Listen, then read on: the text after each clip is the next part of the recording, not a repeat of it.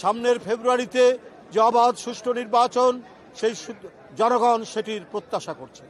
সুষ্ঠু নির্বাচন বাধাগ্রস্ত বলেছেন রিজভী। দৈনিক সম্পাদিগত পত্রিকার সাথে আছে আমি লুবনা নিশাত। বিএনপি সিনিয়র যুগ্ম মহাসচিব রুহুল কবির রিজভী অভিযোগ করেছেন, দেশে প্রশাসনের গুরুত্বপূর্ণ পদে একটি ধর্মভিত্তিক দলের অনুগতদের নিয়োগ করা হচ্ছে। শনিবার ৪ অক্টোবর সকালে ইঞ্জিনিয়ার্স অ্যাসোসিয়েশন অব বাংলাদেশের নবগঠিত কমিটির সদস্যদের সঙ্গে জিয়াউর রহমানের সমাধিতে শ্রদ্ধা নিবেদনকালে তিনি এই কথা বলেন। রিজভী বলেন, দেশে নতুন ইস্যু তৈরি করে জনগণের মধ্যে বিভ্রান্তি ছড়ানোর চেষ্টা হচ্ছে। ভ্রান্ত তথ্য ও মিথ্যা পরিসংখ্যান দিয়ে জনগণকে বিভ্রান্ত করা যাবে না। তিনি আরো উল্লেখ করেন, গত 15 বছর ধরে যারা আপোষহীন লড়াই করেছে তা সাধারণ মানুষ জানে। শীঘ্রই প্রতি আসনে একক প্রার্থীর সবুজ সংকেত দেওয়া হবে। তিনি সতর্ক করেন, প্রশাসনের অনুগততা দিয়ে সুষ্ঠু নির্বাচন সম্ভব নয়। ফেব্রুয়ারিতে নির্বাচনের জন্য জনগণ প্রস্তুত, তারা পূর্বের মতো দামি নির্বাচন চায় না। এ সময় রিজভী ভারতের পূজা মণ্ডপে ডক্টর মোহাম্মদ ইউনূস সহ কয়েকজন বিশ্ব নেতার মূর্তির বিকৃতি প্রদর্শনের বিষয়েও সমালোচনা করেন। তিনি বলেন, এগুলো অত্যন্ত নিম্নরুচির উদাহরণ এবং অপসংস্কৃতির পরিচয়। বিএনপি নেতা